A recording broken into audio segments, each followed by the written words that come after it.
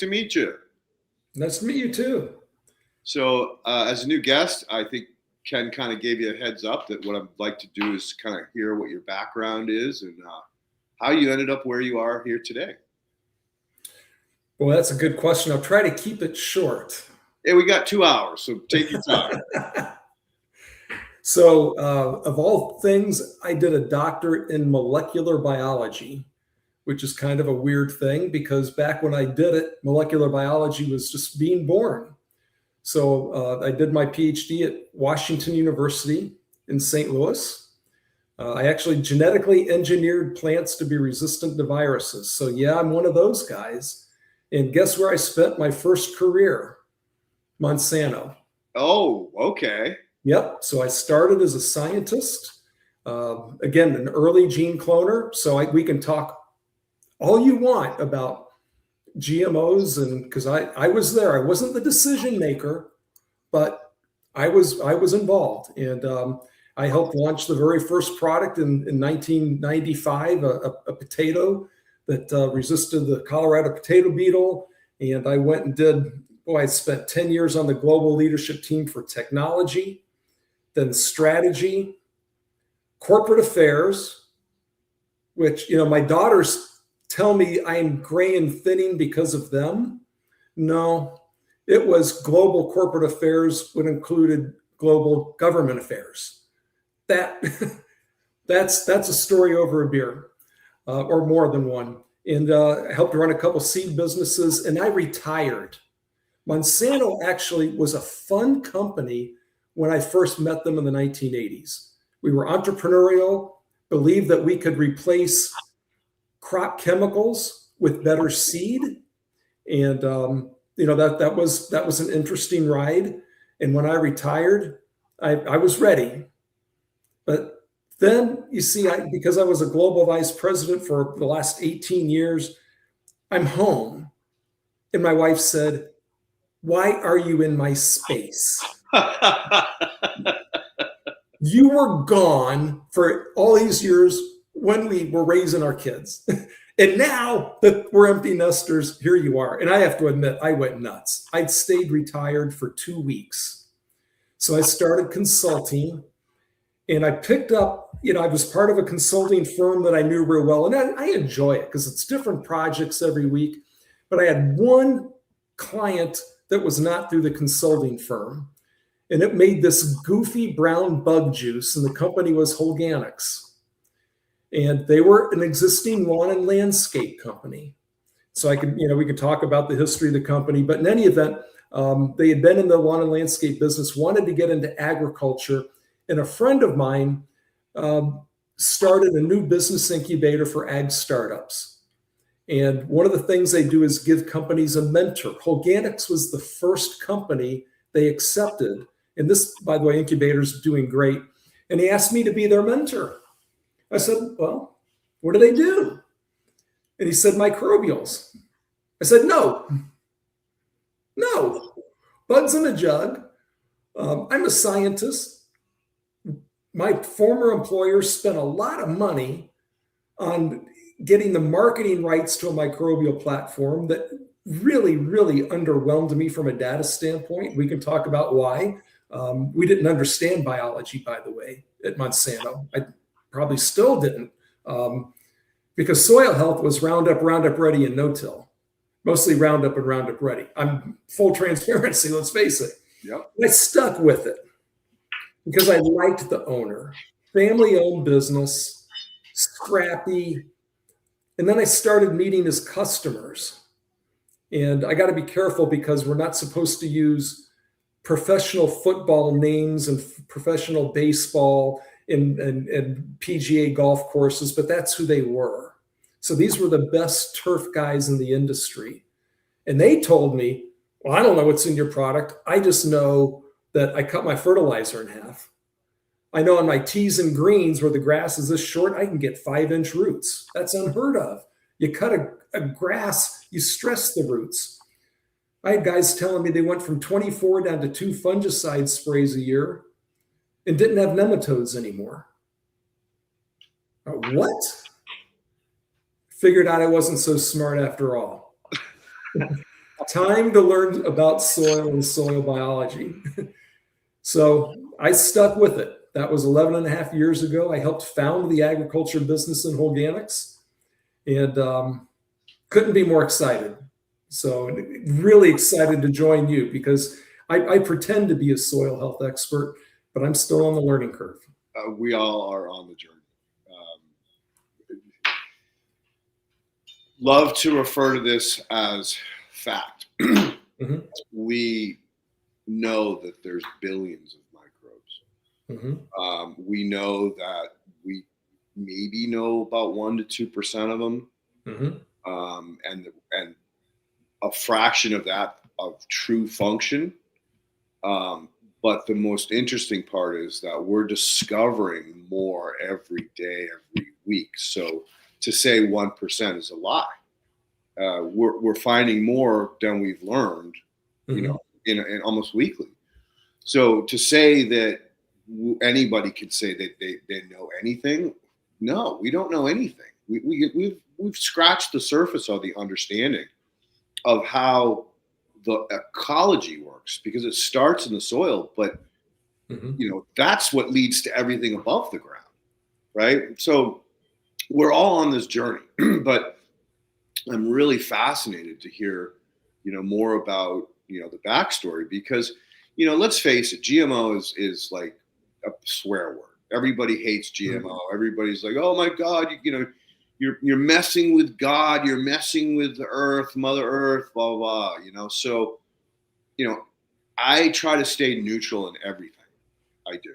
And I try not to, grab opinions, because there's so much we don't know, and there's so little that we do know, that you're kind of fooled. Like early on in my career, I would be like, oh, blah, blah, blah, blah, blah, right? Only to read a paper 2 weeks later that just came out that basically said, no, that's not the fact. That's not the case.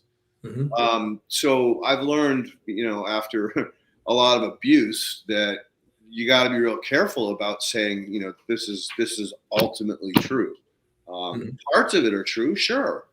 There is some fact to it, but to say that is the end all be all, no, it's dangerous, right? I'm kind of like warming up to the fact that I'm not an enemy in any way, shape, or form, and I understand the value of modifying organisms, and I'm terrified of it getting in the wrong person's hands. So it's like AI, right? This could go sideways in a heartbeat. Right. It shows your wisdom. Right. A Terminator movie, The Matrix, like all of these things, like could very easily be a reality in a very short period of time if they aren't already. Right. So, like the state of consciousness and some of the interesting, understand or information and science behind consciousness. If you really dive down the rabbit hole, you're like, holy shit, I really am this is just a vessel. Like I'm electricity, I'm a current. And who's really in charge? Is my brain in charge? Is my soul in charge? Are my cells in charge? Right. So there's so many, potential rabbit holes to go down in this world, time and day and age. And I like to say often that, hey, it's a great time to be alive. The science is really, amazing what we're learning and what we're starting to understand, but it's also terrifying to see what's going on in the world around us at this point in time. So, that's kind of where I come from. I want us to talk about Holganix. I've had some run-ins early on with them, way back in the beginning. And we're going to definitely talk about that. But before we go there, let's wind it back up and let's talk about genetically modifying organisms. So we know that there's all these different functions within it. Like, have you seen the new simulations on how this cell works? Right? Oh my God, just mind-bending, just absolutely mind-bending, right? I used to think, oh, well, organellos and chords and, different components and working in tandem. But this is like taking the lid right off of that. So and you got in at the early stages of that. So what was the early stages? What did that look like? Boy, it is compared to what we know today and what we knew then. So people will joke that my years of PhD dissertation work could probably be replicated in about 2 hours now. Right? Gee, thanks a lot. How stupid do I feel now? Well, we did everything the hard way. So there's so much we didn't know back then. So if I go back, maybe I should just put it on my sleeve and put it out there because I think this is important to me. So you say playing God. I got accused of that a lot. And I always felt, and I'm Christian, always have been. So that's just me. Am I playing God? And the answer I kept getting was no, as long as I'm learning how God does things in nature to do what he really wants us to do, which is take care of each other, his children. And so you're right. In the wrong hands, anything can be very damaging and evil. But there are a lot of good things we could do. Everything we learned early on, how to identify a gene, how to move it from a bacteria into a plant, we didn't invent. We saw how it happens around us every day. And we just learned how to use those tools to, instead of using an insecticide spray every other week on a potato plant, or taking a bacteria that you sprinkle over the leaf because that bacteria makes a protein that will kill the beetle. Why don't we just have the plant make that protein? Because we eat that protein anyhow, all the time. And so those were the kinds of things we were doing. You know, my PhD dissertation on engineering plants to be virus resistant. I just took a little piece of the virus, put it into the plant, basically immunity. And what we calculated is you'd have to eat 10,000 tomatoes that are genetically engineered to get the same level of that virus in one tomato that was naturally infected by the virus. So we weren't really doing anything new. We were doing it smarter. That's what got us excited back then. What we did horribly was let people know what we were doing and help you feel good about it. Because this is your food. You've got to go through the grocery store. And if you're a mom or a dad and you're feeding a family, you have to make a choice. Am I going to put that in my cart, in my basket, pay my money for it, and feed it to my kids or not? I had a massive advantage very few people had. I got to participate in the work that was done. I got to see all the data. I got to ask all the questions I could think of. And, you know, as a scientist, we tend to be pretty nerdy with great imaginations. So I could ask all the safety questions I wanted. Now, the truth is, you know, I designed a potato back in the early 90s, for example, that made more starch. Now, why do we want more starch in a potato? When you fry a potato, more starch, less water. Oil displaces water to dehydrate the potato to make it fried. So what did we get? We got a potato that had less fat. Actually, it was crisp, tasted great. I took those home to my family 4 years before the first human anywhere ever ate a GMO. But like I said, I knew what was going on. I got to ask all the questions. How many people on the planet got to do that? So that's a long way of answering your question, but it's to say anyone with hesitations about GMOs, especially coming from a big company they don't know, I never blamed them. It's hard. Well, hey, you know, humanity has caused this distrust. Mm-hmm. A few bad apples have spoiled the cart. Right. Everybody's got stories of being taken advantage of, being lied to, manipulated. So we are at this point in 2026. You know, almost can't believe anything, right? Mm-hmm. I mean, just look at the news, look at the information. It's like everybody's contradicting everybody. So the problem has just gotten exasperated, out of control to this point in time. And I think a lot of the fear really stokes the way people think. And this is where it gets crazy between truth and lie, right? Mm-hmm. If a lie has been said repeatedly over and over enough times, it becomes a perceived truth, mm-hmm. right? So yeah, the fear of, oh my God, I'm eating a genetically modified tomato, I'm going to get genetically modified. That's the perceived truth, and it isn't the whole truth. Look at plant breeding, and this is something that I try to talk to people about who are very one-sided when it comes to what they put in their body. I'm like, if you look back on plant breeding, what do you think we were doing? Mm-hmm. We were genetically modifying that plant through breeding it with other plants that had other characteristics. Now, I'm not talking about CRISPR. That's a whole different game when you're mm-hmm. splicing genes, right? That's not what we're talking about here. We're not talking about splicing genes. We're talking about adding genetic information, or RNA in most cases, into a plant to get it to shift the way it or produce different things, right? Mm-hmm. And I think that's where I would really love you to talk a little bit more about that, because that's the piece most people don't understand. Yeah, so it's interesting. At the same time, Monsanto and the other big ag companies, late 80s, early 90s, when the first big investment in genetic engineering, or GMO now that it's called, there was a similar investment being made in understanding DNA, the whole genomics area, because of course we're all seed companies and plant breeding is the lifeblood.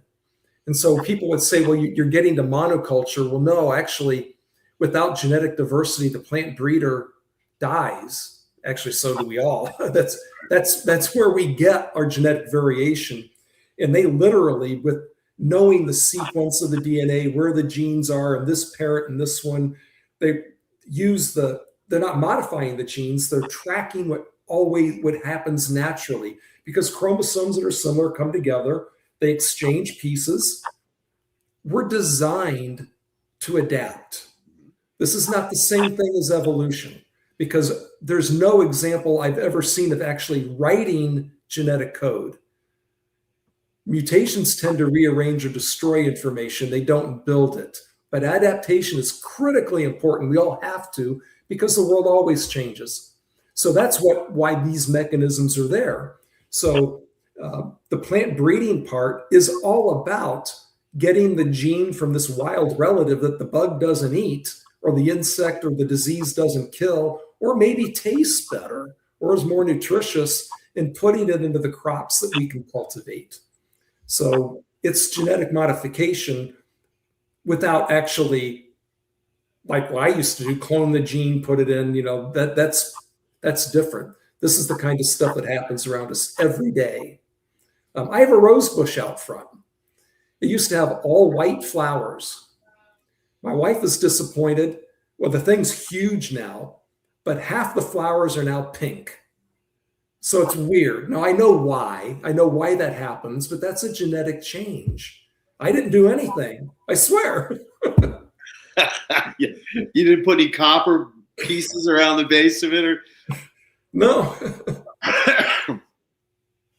So we talk quite a bit on this podcast about horizontal gene transfer, mm-hmm. and biosymbiosis, which are nature's way of basically moving the needle, whether you want to call it evolution or adaptation. Mm-hmm. That's to be interpreted. But bottom line is that nature's doing it all the time.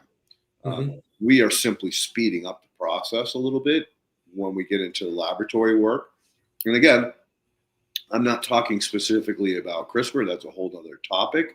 This is more about encouraging expression by installing different components from one plant into another plant. And now, when you were doing this modification work, what was it like? You pull a tissue sample and then grow it out or install it into the seed directly? I mean, how did you do that? Yeah. So the work actually with the genes involves a lot of bacteria, because bacteria have little circles of DNA called plasmids. It's not part of their chromosome that you can put genes in and out of, and that's normal for bacteria. So the bacteria were the workhorse. There's another bacteria. So if you see a gall, like on an oak tree, almost like a cancer, those are bacteria that transfer part of their DNA into the plant cell where it becomes a permanent part, and it forces the plant to grow and make a home for the bacteria and make a food that the bacteria like. So the bacteria already figured out how to transfer the DNA. What scientists figured out is you could remove all the disease-causing genes in between. All you needed was the very little ends that said start and stop. Then you could put any DNA you want in between. So we would put the gene for virus resistance, insect resistance, glyphosate or Roundup tolerance in between there, and let the bacteria put it in.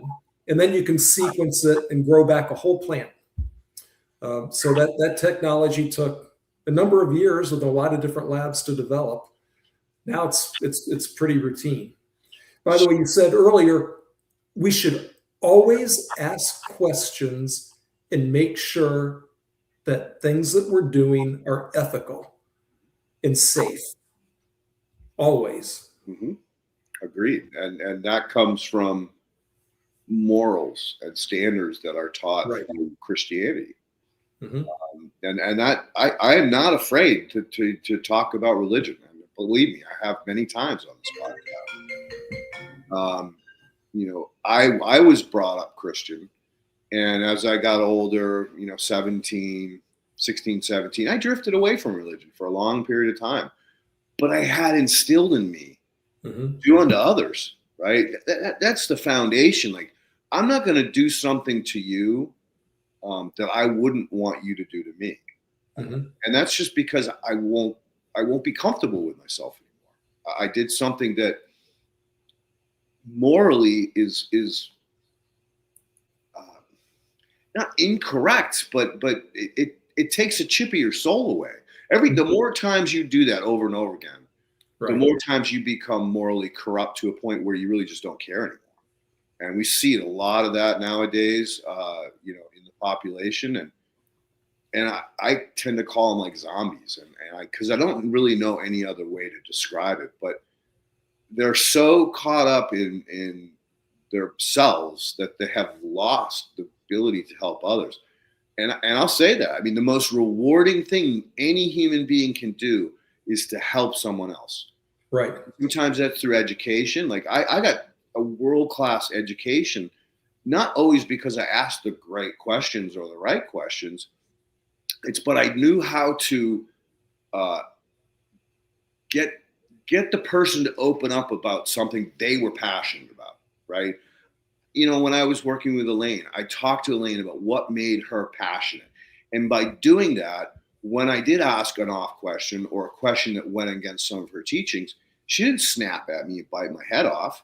She said, let's talk about that. This is the reason why I teach it this way. I'm not telling you can't do that, but this is why I teach it, because I've learned these series of lessons. And more often than not, I would go out and try it. Sometimes I was successful, sometimes I failed. But that was the key to getting her to help me. And you should see her, like, she would light up like a Christmas tree when I would ask her a really good question that made her question some instincts or experiences that she had. Like, maybe I was wrong, right? Maybe there is another way to do this. And so that's how I look at the reward, right? The reward side of being human. And it's always wonderful when you get that dopamine, when you get that, feeling of, I helped this person out. And I think a lot of humans have lost the ability to even do that. It's way off topic, but I think it does roll into this kind of like, what am I doing playing God, or am I playing God, or am I just kind of pushing along adaptation? And it's, the question you asked was brilliant, is that, you're checking, you're looking in the mirror and looking in your own eyes, your own soul, and saying, hey, is this the right thing to do or not? I mean, I'll be honest with you, early on when I started working with Elaine, she was like, well, whatever you do, don't like take bacteria from the East Coast and ship them to the West Coast, because they're a whole different biological community. And by the end of the time we got done, and this is a story I've used often, I said, Elaine, I made her rethink that completely, 100%. I said, Elaine, before mass human expansion, there was mass migration. That meant that biology from the East Coast ended up on the West Coast attached to geese or moose or this was happening all over the place. So I don't think that I don't believe that it's not, that it could cause a problem, that I could send a bacterium from East Coast to West Coast that would cause an outbreak. A lot of people get crazy about indigenous species. Oh my God, these are invasive plants. There's no such thing as an invasive plant. This is just nature doing nature, right? I mean, that's happened for billions of years. Yeah, maybe we spun it up. Maybe we sped it up. Maybe we caused some of that to happen. But nature's going to take care of nature, right? It's not going away. Well, we're going away, but it ain't. Yeah, I agree. So, all right. So let's wind that down. I'm sorry, I didn't mean to get myself. No, that's good. But I agree with you. And just to emphasize your point, what feels better? I mean, to me, doing something really good for somebody else, that's a feeling. It's hard to describe. I know you felt it. It's a fulfillment. It's something that you just can't get anywhere else. Not money, not power. No, and I was fortunate to learn that lesson in a very profound way, a very painful way. When I went through a divorce, my wife and my children were my life. They were everything to me. I worked my tail off to provide for them, as I was taught by my parents, to make your child's world better than you had it. And I had it great, so I had to work real hard to fulfill that. And when I was found divorce papers on my pillow in the guest bedroom, and I was thrown out of the house and everything was taken away from me, including access to my children, I went to a dark place for a while, dude. Mm-hmm. I will not lie. I went to a very, very dark place for about 6 months. And I had a dear friend of mine who we've been friends since, he was 8 and I was 9 or 10 or 11, whatever. And he just grabbed me basically by the neck and just said, look, you can't fuck this up. You have 3 young children that are counting on you. You've got to get your shit together. Figure out what it is you need to do. And I was a carpenter general contractor who'd moved into stone fabrication. So I'd lived in very different worlds. But I'd learned to manipulate wood, furniture making, cabinet making, any type of wood, any type of situation, worked into steel, welding, cutting, structural. And the way I looked at stone was it was just another material. It was just a very hard material, or sometimes a very soft material, sometimes a very brittle material. But because I had all that experience prior, it wasn't that far out of the box to start fabricating marble and granite. My friends, my associates all said, you're crazy, Leighton. You're never going to make it in that world. You don't know anything about stone fabricating. I proved them all wrong. And I'm guilty of making so much money that I spoiled my wife to a point where when I was working for billionaires at the time and they kept telling me, hey, look, there's going to be a financial collapse. Can't tell you when. I can't tell you why. I would probably get in trouble. But I can tell you it's coming and you should pay off all of your debts, your mortgage, anything you possibly can. Because when it hits, it's going to be a tough time for 2 to 3, maybe 4 years after that. So I went back to my wife and I said, hey, I want to sell the Cape House. And she said, you're not selling my Cape House. And that's what started the whole transgression to the point where I got the divorce papers. But needless to say, after Kenny woke me up, bitch slapped me enough times to say, look, you can't just fucking check out. Mm-hmm. I said, all right, I'm going to do something that I care about, something that feeds my soul, feeds my heart, makes me feel good about what I'm doing. When I was installing, marble and granite and a kitchen during 9/11, the woman that I was installing it for was in the other room, and she started hysterically freaking out. And so I went in there. I'm like, Stephanie, what's going on? What's the matter? She goes, that's my building. That's my building. I'm like, what are you talking about? And she had a big TV, and she pointed to this building burning. It was the Twin Tower, one of them. I'm like, what is this? And she said, well, a plane just crashed into it. That's my floor. Those are my people. I was there yesterday. I'm like, holy shit, this is nuts. And then right as I said that, the other plane hit. And I'm like, okay, that's no accident. Yeah. That's no accident. That is something really bad. And she started freaking out, and she grabbed her keys, running out of the house. I'm going to get my children out of school. I'm trying to stop her, saying, look, they're not coming to Holliston, Massachusetts. There's nothing here, right? They're hitting targets on a big scale. So, but I couldn't stop her. She took off and went and got our kids. But I sat there and stared at that screen going, what the hell am I doing in life? What is cutting stone? Like, I'm an environmentalist. Quarrying stone is not beneficial to the planet in any way. And how am I, by doing great work and selling it, I'm encouraging the destruction of the earth. So I had all these things going through my head. So, when 8 years later, 8 years later, when this divorce hit, I had been contemplating all of that stuff up until that point in time. These, like, what am I doing with my life? Why am I working so hard? Oh, it's to take care of my children. It's to take care of my wife. It's to give them a life better than even I had. So that's how I justified it. But bottom line was, when I finally came out of the deep hole, I was like, I don't care about money anymore. Like, I'd read the book, The Biggest Short. I'd learned that, everything's manipulated. The Federal Reserve is not part of the government. It's a private banking cartel. And so these were like really rude awakenings. And my father had always been in finance. He actually created venture capital, believe it or not. Huh. He was a high-ranking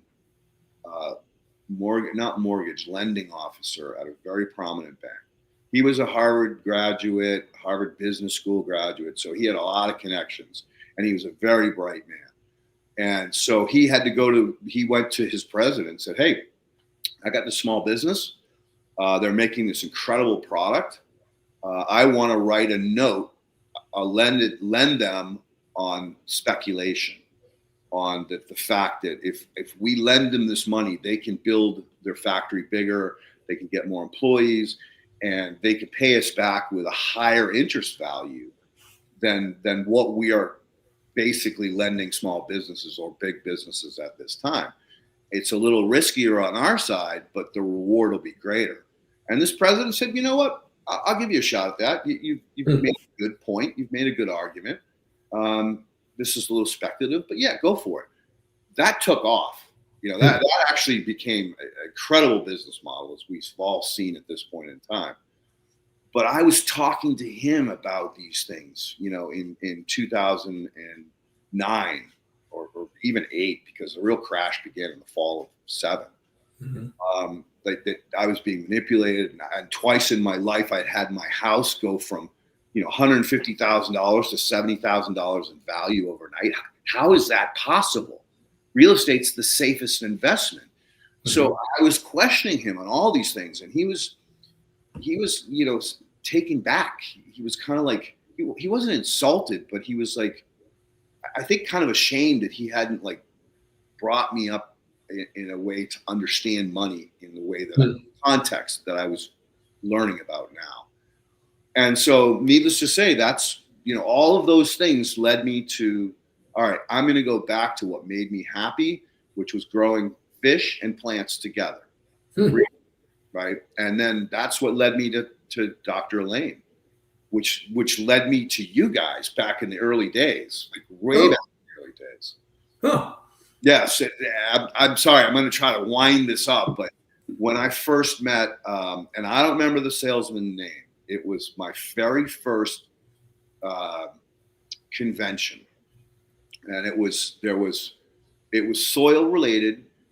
There was a whole vendor area that you came through, and there was a guy that was selling ITC, ICT, instant compost tea. Oh, okay. And he was in the booth next to your guy. And I had met him through another gentleman. And so that other gentleman saw me and said, "Oh, Leighton, I want to introduce you to," I forget his name, from ITC. He was kind of a fast talker. He was bugs in a jug, 100% bugs in a jug, just bacteria. And I knew like way more than he did. Like, I understood that we all have bacteria. Yes, there are some important bacteria, absolutely, that we need. But it's more importantly that we get the nutrient cyclers into play. That eat the bacteria, that feed the plant the things that the plant needs, and letting the plant direct what they want at any certain given time. You throw a bunch of bacteria that plant doesn't need, well, you're not helping the plant at that point in time. Maybe the bacteria will help them in the future. Maybe it won't. It's really hard to say. Maybe the bacteria already exist in the soil next to the plant. So by just throwing a bunch of bacteria, bugs in a jug on a plant doesn't necessarily end well. And basically, yes, he did get some plant reaction.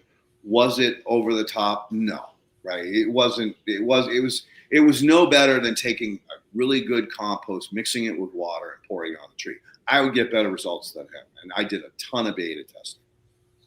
So the guy next to it, the guy in your booth, was like, he's like, "What are these guys talking about?" Right?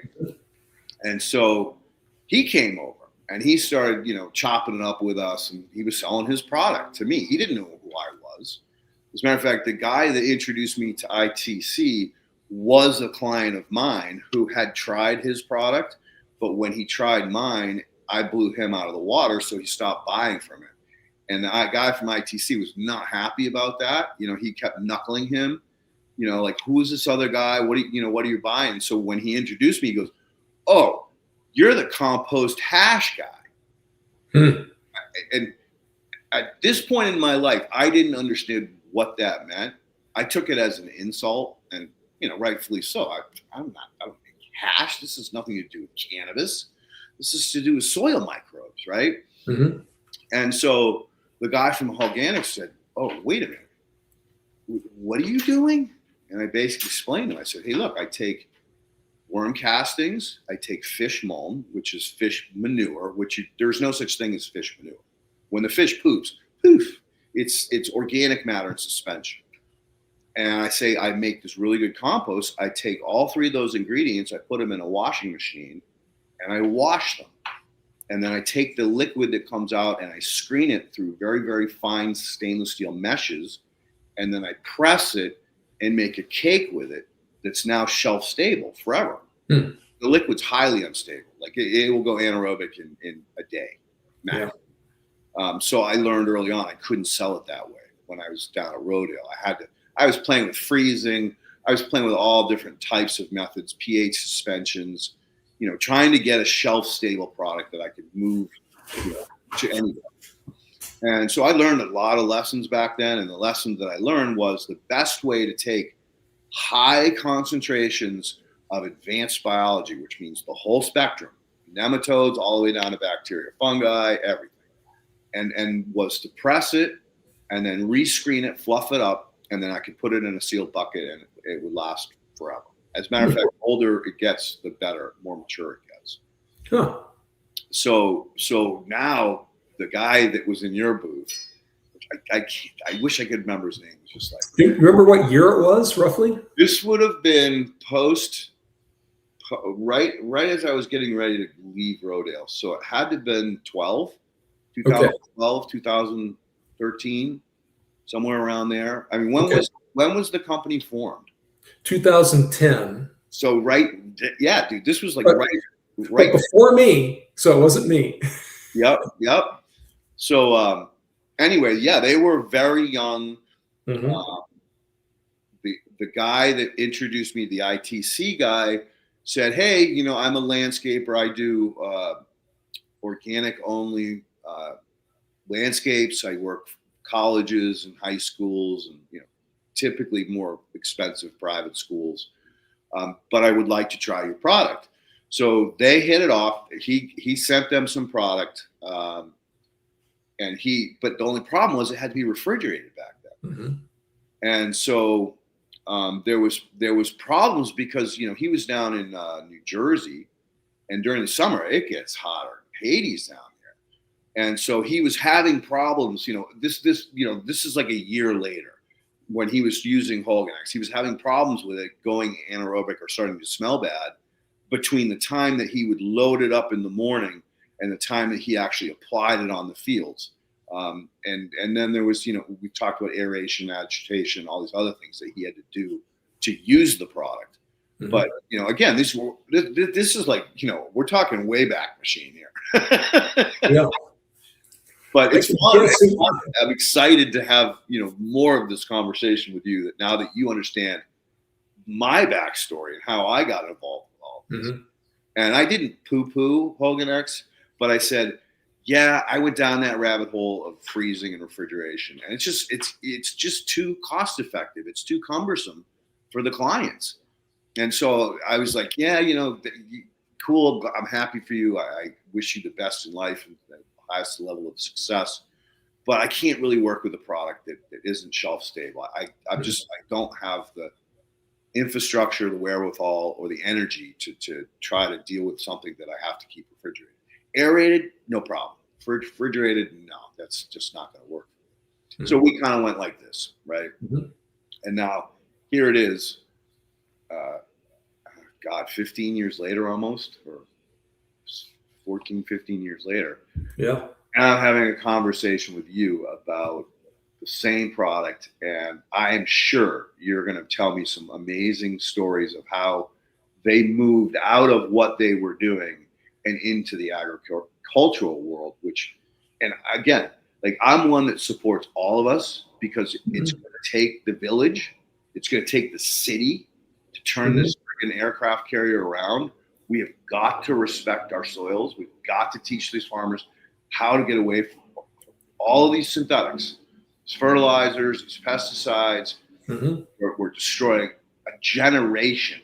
Like, the kids nowadays are so sick compared to when I grew up because of all that exposure to not only eating the crappy food that doesn't have nutrition, but the food that's been covered with pesticides and insecticides. And so yeah, let's move now into your path as you started to help them through the incubation cycle.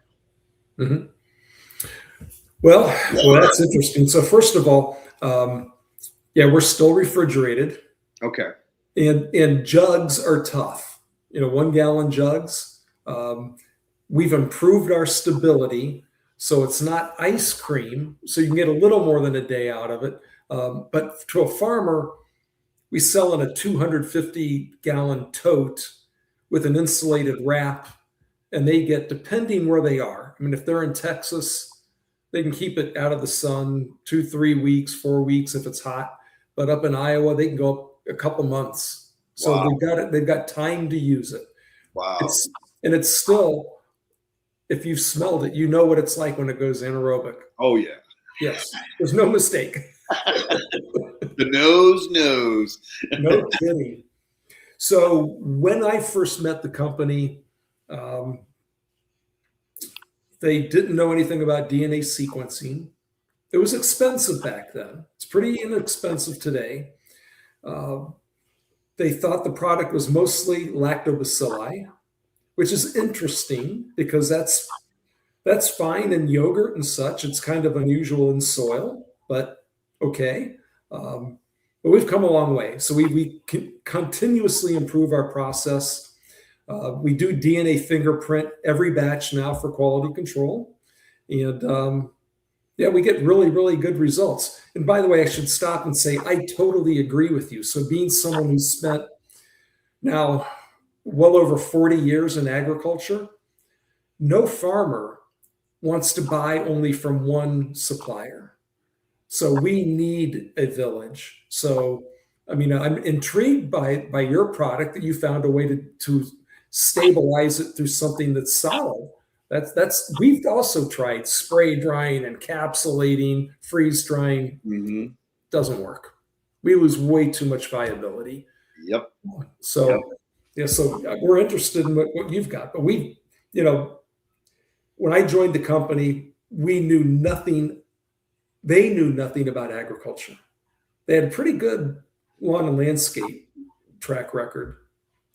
So it took several years to generate data because the use rate on a farm, their budget is not quite the same as that of a high-end golf superintendent.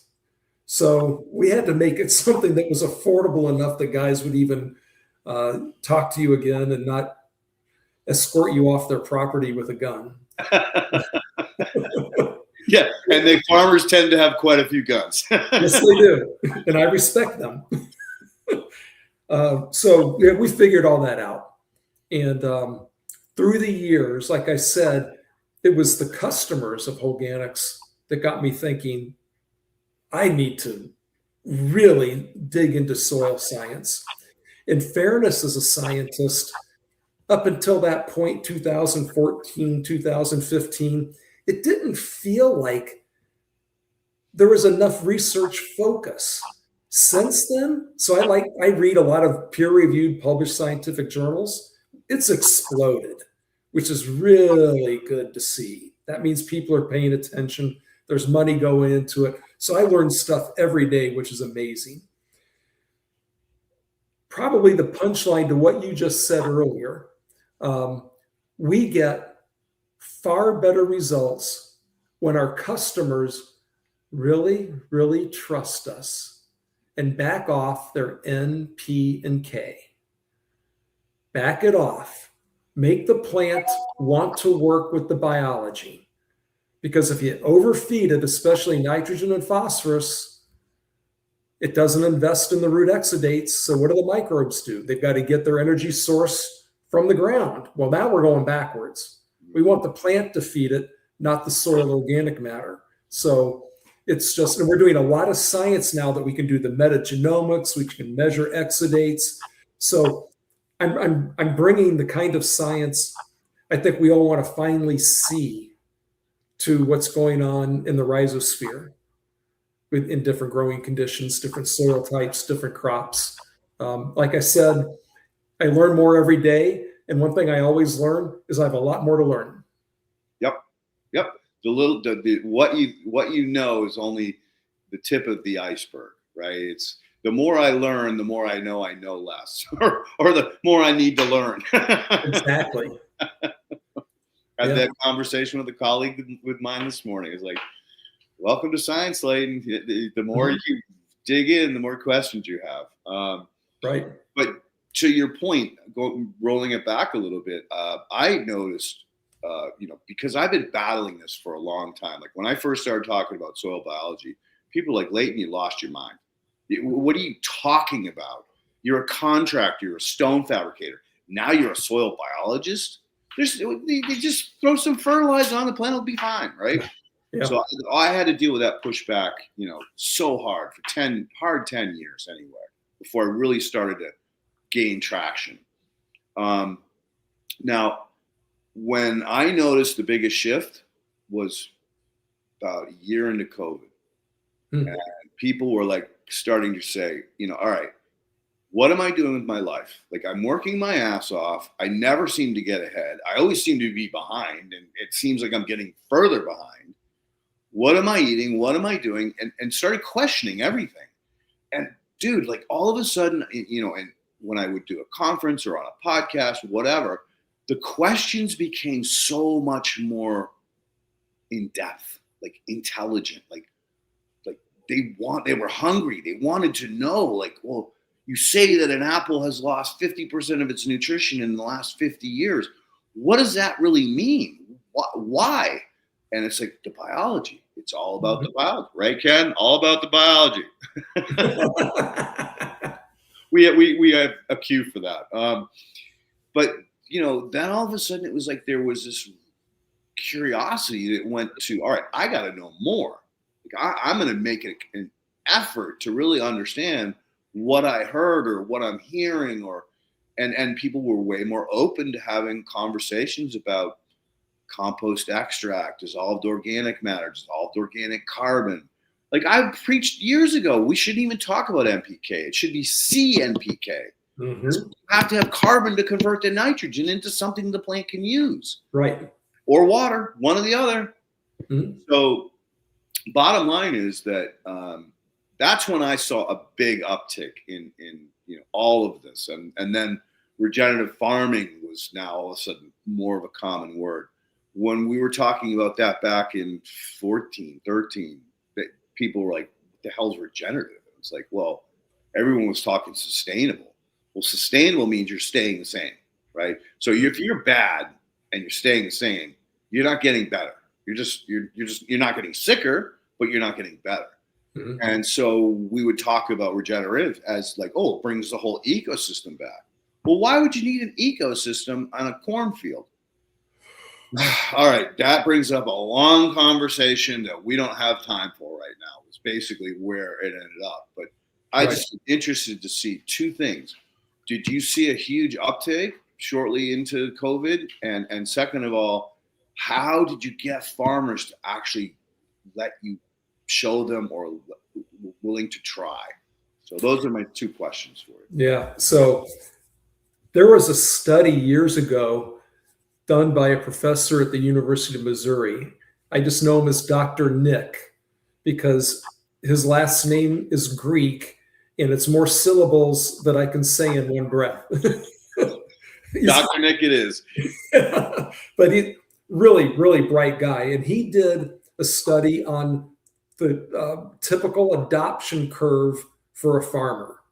And what type of farmer is the first to adopt, the second, et cetera. And he's absolutely right. It's you look for the first movers, the guy in the coffee shop that everyone looks to, that they drive by their field. What do you got going on there? And so we find them, but they're not enough. You need then the next movers that then start going up the curve to adoption. And, that you just do it locally and you find people to try the product and talk. You generate data, but honestly, I think most people, they just want the warm, fuzzy feeling that their favorite land-grant university studied it, but they don't really understand trial data. And, we talked about truth and honesty. There's a lot of ways you can manipulate the outcome of an experiment based on its design. Not that that's what anyone in the universities intentionally do, but at the same time, regardless. So try as we wanted, that's the adoption curve. And then once people started figuring out in local areas, I'm making a lot more money using this product. Some guys actually wouldn't tell their neighbors. They instead would take their savings and their added income to outcompete their neighbors on land rents. Now, I don't like that at all. I mean, of course, I want people to all benefit.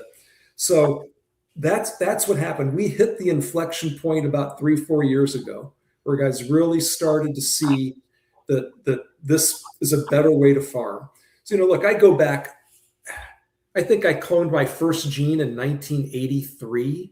Oh, wow. I know. I graduated from high school in 82, dude. I know. Thanks. Hey, if you can't laugh about this shit, man. I don't That's know. all you can do. It is funny. I'm just not going to look at that face there. But my point is, I've seen a lot of technology, and what I have heard for all those years is how a farmer dreams about how they can produce more using less and leaving the ground better than when they started. Biology is the only thing I've seen in all that time that helps them do it. 100%. Yep. And I'll tell you a little story about my experience with university and ivory towers. So I have this product I'm producing. I'm putting it down on parks and state and federal lands. Renovations. My product was the primary product used on the St. Louis Arch renovation. Oh, nice. Yeah. I got to tell you a story on that one too. But first, so I was introduced to 3 different college universities. I won't use their names. And every one of them would say, okay, what do you want to learn? And I'm like, well, I want to know why when I put this on grass or trees or flowers, whatever, the flowers or the plants, the trees, everything explodes. And the flowers last longer, the fruit tastes better, the grass is thicker and greener and has deeper roots. You don't have to cut it as often. Like, why are all these things happening? Oh, well, we can set it up any way you want. And I'm like, what do you mean set it up any way you want? We can we can give you the outcomes that you want. And I'm like, all right, maybe I'm asking this wrong. I want you to teach me why it's working, not teach me how to market it, right? And I got pissed off. I just turned my back on that and said, you know what? This is not right. You should not be telling me how to set up an experiment to show that I'm successful. You should be getting into the science behind why it's working. And so that you can teach this to the students that need to hear this to get the word out. Because, even then, I didn't even want to have kids when I was growing up because of the condition of the world at that time. Again, I'm one of those dyslexic, ADHD kids that they just couldn't teach in school. They just put it in a special class and say, yeah, just do whatever. Just don't cause any trouble, right? But that didn't mean I was an idiot. That means I would look at things much differently than everybody else. And I'd question everything. So I drove teachers nuts. But bottom line was that was my superpower. That's what got me to where I am. So when I was being told this by these, very, very high level universities, I was like, there's something really wrong with this, right? Mm-hmm. And so I got very, very disenchanted with the university side of understanding what I'm doing. So I just spun off and dove deeper into white papers like you did. I had to work really, really hard to understand how to read a white paper. Like, no one taught me how to read them. They're no joke. Like, they're complicated. They're using terminology you don't understand. It's another language. And then on top of that, there are all these references that you need to kind of go read about somewhere else to understand what that sentence meant. So it's like you have to read a sentence, then research that sentence, and then go back and say, okay, that's why they said this. Now, what other things did that guy do that also is being, read in between the lines that I don't understand? So that is where I went and just took a hard right turn away from trying to understand or paying someone to tell me how it worked to I got to figure this out on my own, right? Mm-hmm. And so through a lot of hard work, a lot of rereading over and over and over again, and then chasing that rabbit down rabbit holes, that's how I really got my education, on top of being able to ask really good questions to people that were way smarter than me, that got them to light up and want to tell me more about it. So I got both the audible side of it. Sometimes it was either documentaries that say, hey, you ever seen this documentary on this or that? And so I was chasing all these rabbits parallel. And that's how I ended up being as well educated in my little world as I am, was through that hard work, which you basically did a similar path. All right. So now that guy, Dr. Nick, I wish I had met him years ago, because I gave away so much product, so much labor. And I blew people away. Like they definitely saw huge differences, but I couldn't capture them. Like they would all go back to NPK. Mm-hmm. I had golf courses that were on very sensitive watersheds that were killing the friggin' oyster industry, that were banned from using any phosphorus, any nitrogen, any fungicides. And I demonstrated to them how to do this and that it worked. And then a new superintendent would come in and they'd go back to the old ways and they just lie. They just lie and cheat because, they can do whatever they want. They just say, oh, we don't do that. And I had fertilizer company, a big one on Long Island that was like, oh my God, you figured out how to do this and keep it shelf stable? How can I get more? How can I get a whole bunch of it? So we were gearing up to set up a whole freaking manufacturing facility just to support that one company. They had 30 salespeople, I don't know, 150 golf courses, sports arenas, like you were talking about, fields, like, professional fields that they were maintaining and their practice fields. And so we got a very high level meeting with the owner. I brought in my whole science team plus my financial guys, and we had this, incredible meeting. The guy was just all about it. We left. We were all excited, and then we didn't hear back from him. And so the gentleman that introduced us to him was Bob Wilkinson. Bob Wilkinson was the New York Yankees superintendent, so he had some horsepower. And so I called Wilkie. I'm like, Wilkie, what's going on? Why isn't your guy calling us back? I left him messages. I've sent him emails, and I'm not hearing from him. Wilkie goes, all right, give me a minute, and I'll get back to you tomorrow. And so Wilkie went down and met with him and said, what's up? You were all excited when we came in here and gave you the presentation and blah, blah, blah. He goes, look, man, I can't risk it. And Wilkie's like, what are you talking about? He goes, I had my main three fertilizer supply companies come in here and say, you start selling biologicals, we're going to triple your price or shut you off. And he's like, I have 30 salespeople. I have 15 people in the office and billing. I can't shut my company down for a biological, even though I have all of these places I could use it and want to use it. But I can't just close my business due to this. So what the F is going on? And so that was a whole nother side of like, all right, how am I going to break into this? How am I ever going to get anywhere with a biological when I have such pushback? I push back from the farmers. I push back from the golf course owners. I push back from the homeowners. Even though I demonstrated to them, like I blew their landscape up, and they went right back to, sprinkling their blue-green powder because maybe they were more comfortable. Maybe they didn't understand that, once you get the system up and running, you don't have to do anything. Right. That's the goal. Is I'm an anti-business. I come in 3 times. I apply to your property, and as long as I have inoculation, then I'm gone. And my best chance is that you tell your neighbor or somebody else, your friend, about me, and then I can keep going as far as my business is concerned.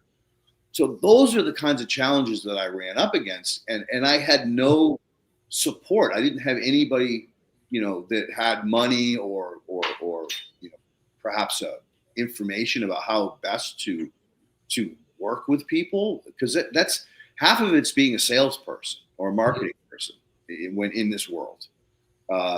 Unfortunately, there's a lot of greenwashing and a lot of manipulation in sales and marketing. Is there any truth in advertising?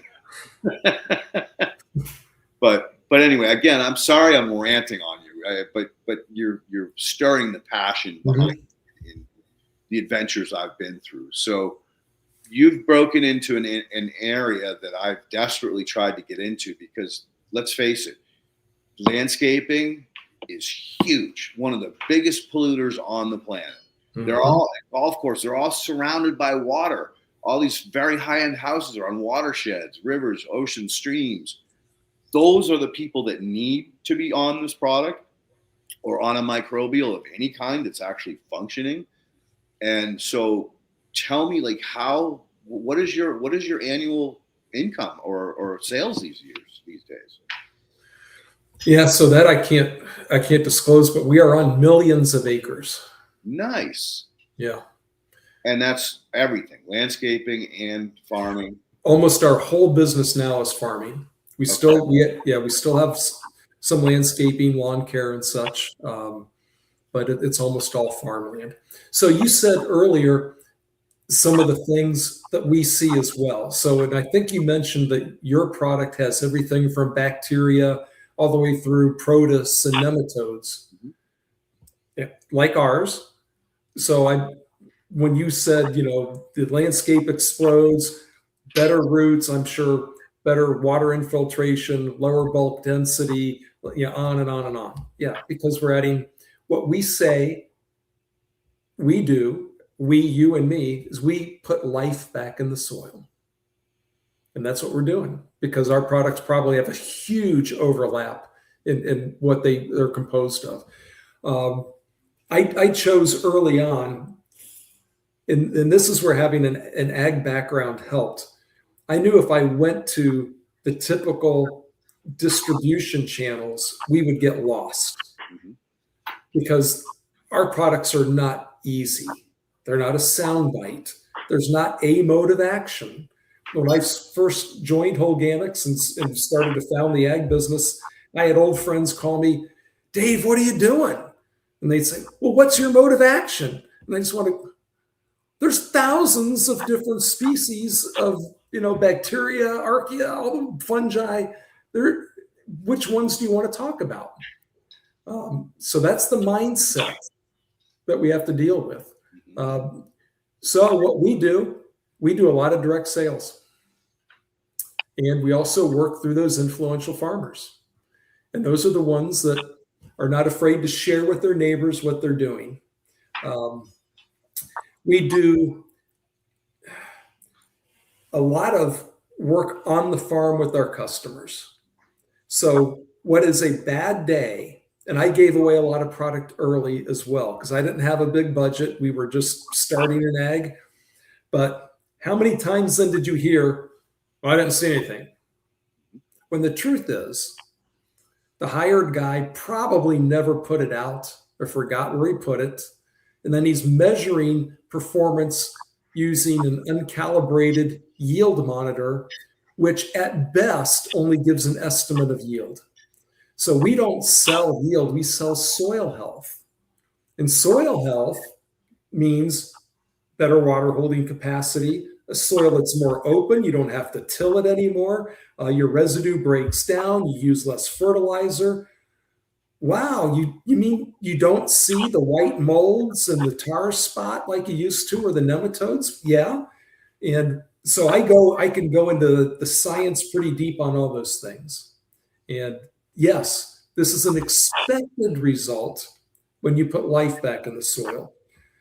But you ran into the same thing we did, trust. And farmers, everybody and their brother is trying to take $1 out of their pocket. And there's a lot of people out there that are not selling good products. So the guys who sell the snake oil make the job for you and me a lot harder. Oh, yeah. So we got to overcome that. So that's an interesting approach. You're selling soil health, not plant reaction. Right. Maybe that's been my biggest Achilles heel right there. And another thing I've noticed, and you probably notice as well, is they never give you the good land. They always give you the worst fucking possible, least possible success you can get. Mm-hmm. And even if you get good, results on that horrible piece of land, they say, oh, it didn't yield enough. Wait a minute. I just took something that was dead and turned it back into something that was functional, and I didn't get yields. Well, why don't you keep doing it, right? And that's another frustration is that, well, this isn't a one-shot deal, dude. You got to do your part, and we got to heal the ecology. May take 3, may take 6 applications. Mm-hmm. We got to get the soil functioning again. Right. I tell them, put me on your worst ground first. Well, again, I agree to that, but you have to manage expectations. Exactly. Always. Because your worst ground isn't going to suddenly become your best ground. Maybe in time, but not. Over time, for sure. Yeah. I've seen it over and over again. Over time, yes. But you got to give it the chance to work. And you got to have the farmers trust, like you said. Because if they don't trust you, they ain't going to continue that program. They're going to go right back to what they know. Yeah. So instead of relying on yield, because our products can be phenomenal, but did they get rain at the right time in August? I mean, there's so many factors outside of our control. We go and we show them we're improving your soil. We're improving nutrient availability, even though you applied less. You actually are getting more. your organic matter is going up, and it goes up at a rate I didn't think was possible, especially when they combine it with no longer ripping the ground up with their plows. Yep. That's a real important thing. We show them bulk density decreases. I've had a farmer, talking to another farmer, "Oh, how much rain did you get last night?" He said, "All of it. No ponding, no crusting." I went to a farm on really good ground outside of Peoria, Illinois, a couple years ago. Part of our soil health tours that we do in the summer, he got 3.5 inches of rain overnight. And we went out that morning to dig roots and pull some soil samples. I barely got mud on my boots. Right. That's life back in your soil. Yeah, it is. It's so amazing when you see that. Yes. I'm very blessed to be working on a long-term project with Los Alamos Labs on erosion control. And Okay. I'm really getting excited about this next step. We did a fourth quarter 2025. We rolled into 2026 on an MSBA grant. Long story short, there was a lot of mistakes that were made, and we're in the process of getting the company to take the handcuffs off us, because the company wants to manage us instead of allowing the science to do the science. Mm-hmm. Typical of companies, there's tends to be this hierarchy and control and power struggle within the company. Well, I don't want to do it, and I do want to do it. I have had part of the company say, "Go do it," and then I get yelled at by the other half of the company. Why did you do that? Right? So there's that delicate balance of getting the trust from all of the members, so that they say, "Okay, you're not trying to steal anything from us. You're not trying to be a competition. You're trying to help us move forward." And they have a phenomenal potential. They have a machine that converts food waste into a biological fertilizer. It does. Mm-hmm. We actually did a project or test, tomatoes and sand. And we increased the clay 4x and increased the silt 3x out of sand. This was contractor sand. There was no clay. There was no silt. So that's right there showing you that we're building structure that will allow further succession plants to survive in these potentially, sandboxes. Yeah. I'm really excited to get down that rabbit hole, but we've had our handcuffs on. So anyway, long story short, that's great stuff. And that's the kind of stuff that you're talking about, is when you improve that soil structure to that degree, now all of a sudden all that moisture is trapped in the aggregates. Mm-hmm. If it doesn't rain for the rest of the season, it doesn't matter. Your fungi will pull that out of those aggregates and bring it up to the plant as the plant needs it. And like you said, no erosion. You're building topsoil. You're not losing it every year. Can you tell me what your organic matter increases are over year by year? So I hesitate to throw out a number, because as you know, it's going to vary. What were we starting on? And when we say, "Did you really back off fertilizer? Are you really not tilling?" We know, but we've seen 1 to 3/10 of a point pretty routinely. Nice. Which is, again, depending. I've got some guys on sand in western Nebraska, close to the Colorado border. They say after 3-4 years, their soil is visibly darker. Mm-hmm. That's stunning that it happens that fast. Mm-hmm. So now he can actually, like you said, get aggregates. Yeah. Yeah. My one of my clients in Illinois, you would take your hand and try to penetrate the soil, and it was like this. It was crust. You couldn't get even the tip of your finger in. Right. Now he can bury his hand all the way up to his friggin' wrist, and further if he continues to push. That's amazing. And same situation. He says, "Leighton, man, my neighbors, we didn't get rain. My neighbors' fields are all dried up, and the plants are shrunk or shriveled or stunted. And my plants are doing great." And I'm like, "Dude, I told you." He was one of those farmers that was like, I worked with him for 2 years before he even tried it. And the only reason he tried it was because of the war in Ukraine, and the Hmm. fertilizer prices skyrocketed. And he called me every single day. Is this really going to work? Are you sure? What's this? Tell me more. Tell me more. Tell me more. But I finally got his trust, and he did it. And now it did take 3 years for him to get it completely turned around. But year 2, I got him to put cover crops in, and at the end of year 1, he put cover crops in, and he put winter rye, which I told him probably wasn't the best idea. I told him to get clover, but he said the clover seed prices are way too expensive out here. The winter rye was super cheap, and so I went with that. So in spring, he calls me, he goes, "Oh, we got a problem." I go, "What's the matter?" He goes, "Well, I'm gonna have to till this year." I'm like, "Why?" He goes, "Well, I tried roller crimping the rye, but it won't snap, it won't break, and I got a plant, so it's going to outcompete my, whether it's the seed, whether it's the corn or the beans for that matter. I can't have it, shading out my cash crop." I said, "All right, go ahead and plow. Set the plow for 1 inch depth." I go, "That should be enough to knock them down." And he goes, "But Leighton, there's dips and tracks, and there's going to be areas it's not going to work." I go, "Look, just go over everything, try it, right? And if you got a spot that's really bad that didn't work, go back over it a different direction so the thing goes down in it instead of across the top." So he goes, all right, and he did it. Calls me back a day later. He goes, "I got a problem." I go, "What's the problem now?" He goes, "My soil's sticking together in these big clumps." "You got aggregates?" He's like, "What's an aggregate?" I go, "Oh, dude, man, now you don't understand that it's going to hold the moisture. It's going to help you in these dry periods." He goes, "Well, I got another problem." I go, What else? You got? That's not a problem. That's a good thing." He goes, "We got earthworms everywhere." "Earthworms already?" I'm like, "Oh my God, that's fantastic news." He goes, "They're not going to hurt the plant?" I'm like, No.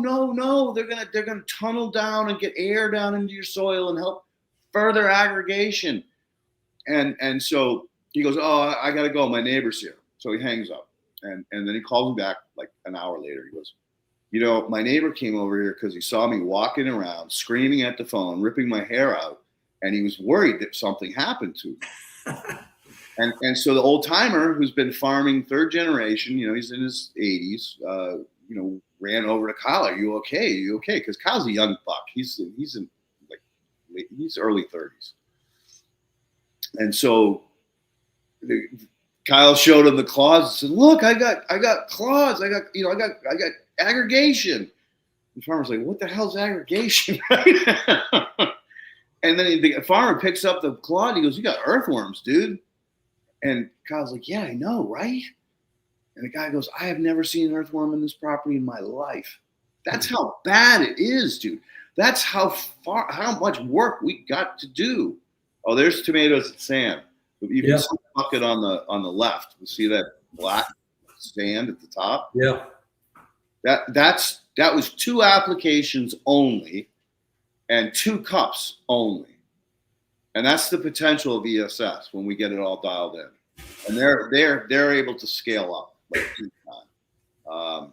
So that's the exciting part of the work that I still get to do as a scientist moving on.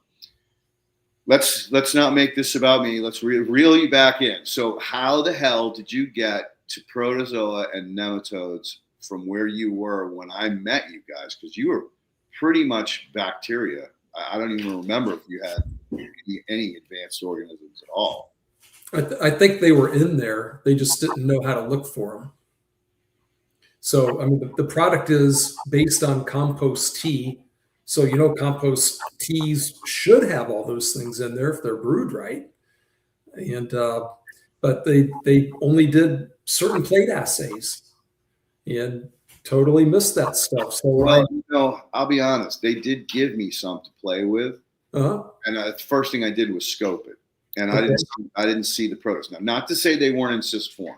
They could have been in cyst form. Like I didn't apply it to soil and then come back and test the soil, which is what I really should have done. But at that point in my life, I was busy chasing so many different rabbits that I couldn't just like dedicate all my time to what we call beta testing. I enjoyed beta testing because I got to see what else was on the market and what I was up against. But when I scoped it, no, it was just bacteria. Huh. You didn't even see fungi. No. And again, like, not all compost is equal, right? So they could have just been making crappy compost, or maybe they were buying it instead of making it. I don't know. But again, this was in the very, very early days of their company. And again, the guy that did use it had success. He definitely had success. So there was something in there that was working. And that was why I was really excited to see that you were coming on, because I kind of figured you guys had gone down the enzyme, peptides, and the secondary, tertiary metabolites, which stimulate the indigenous biology to come out in gangbusters. So really, it's the fact that you figured out how to extract those more advanced organisms. Did they change equipment or procedure maybe just before you got involved? What I'd have to ask the founder what he was doing back then, because I know his first 2-3 years he played a lot with the production process. He bought the product from the original inventor. So if we go back to what you said earlier, so that the founder of Holganix is a lawn care guy, and he had the largest independent lawn care company in the mid-Atlantic. So he was doing NPK, herbicides, whatever, all around the Chesapeake Bay. And then they started banning nitrogen and phosphorus to protect the bay. And he's a big-time fisher, boater, and he tells a story, and it's true, that he was out with his family fishing, looking around, and the bay's pretty shallow. They get the algal blooms, and he said, what am I doing? I love this, and my business is making it worse. So knowing by law he had to reduce nitrogen and phosphorus, he started playing around with stuff, found this, what he calls wacky bug juice, and it worked so well, he sold his lawn care company, bought the guy out, and then tinkered. So I know now we make our own compost, and we have a set recipe. So I know we do that. And we've been doing that for a number of years. I don't know if he did that 14 years ago or not. And I know that our whole production is different. So that makes a lot of sense. Of sense. And again, I've evolved tremendously in, I dabble now in ingredients and inputs into the compost making. Like I'm like now that I have my cheese pizza, now I'm playing with toppings and mixing different compost batches together for depending on what I need. And this is another real good question. Like, when you get onto a farmer's property, do you do a battery of testing to create a baseline that you can go back to them and say, hey, we've improved this, we've improved that? Or do you just say, just try us and we'll see where we go? No, we do now. And so we actually have DNA sequencers. So we'll do the metagenomic analysis. We do the whole Haney test profile, tissue testing. So we look at the whole cycle, because again, we want to give evidence and confidence that if you put life back in your soil, you really, really can back off your fertilizer. And with fertilizer prices, you'd think that would be good news, but it's hard. And I understand it. If you're a farmer, especially second, third, fourth generation, how dad did it, how grandpa did it. What you can't be is the guy who screwed it up and loses the farm. Right. So I have a lot of empathy for them in that. But so we work with them, just trust us. And then again, after a year or two, they're like, I'm never going back. I've had guys literally sell their plow. Nice. So, yeah. So do you use biomakers? Do we use what? Biomakers for your testing, your genetics? We have before, but no, we do it in-house now. We have our own capability. You guys. Yeah. Nice. Yeah, I really enjoyed the bee crop 1 or 2.0 now. I really find that's a great advantage, especially for someone small like me, who doesn't have, a big facility or the wherewithal or budget to put together a lab for it.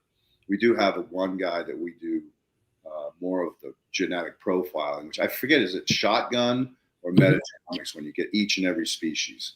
Yep. Anyway, so we have him, but what I like about B Crop 2.0 is that they're giving you like, okay, this is a low range. So this means that this plant is suffering from this, or potentially could have this outbreak. Or you're at a high level. So that means the plant's freaking out. It's overproducing this because it is being attacked or threatened. And it gives you just and also carbon. Like they talk about CNPK, like all the things that really matter in the big picture. Right. And that was something that, I didn't have access to until like probably 2 years ago when we discovered them. And, mine was all based on direct microscopy and soil chemistry, saturated paste and texture. So we really didn't get that other piece, which is just so powerful of a tool when you're really trying to dial in all of these things. One of the things I've been working with my colleague Craig on for the last 2.5 years is taking all these data points, so water, tissue, sap, soil texture, saturated paste, B crop, and plugging it into a dedicated computer, and then sending out individual agents to work with data mining on other, pieces of information about like, oh, well, this water has this hardness, so it's going to affect this over here in chemistry. So you want to make sure that you have more of these solubilizing bacteria to perform. That is a beautiful thing about these large language models. They scare the hell out of me because a lot of people rely on them and they can hallucinate, and you can get in a world of trouble real quick if you're not fact checking, data checking everything. But the power of that, oh my God, it would take me 3-4 hours to pour through all of that data points and then try to cross compare them. And we literally punch in all those test sheets into this machine, and it goes out, and within 2 hours, it comes back, not even. Sometimes it's only an hour. It comes back with all of this information with the recited papers. So I can even check that citing and say, oh, nope, that's legit. This thing didn't dream it up. So, again, these tools are going to be really powerful, especially, as you get more and more farmers to convert and they get more and more comfortable with understanding, what am I testing? Do I want a shotgun? Do I want a sniper rifle? Or do I need a friggin' tank to get this thing?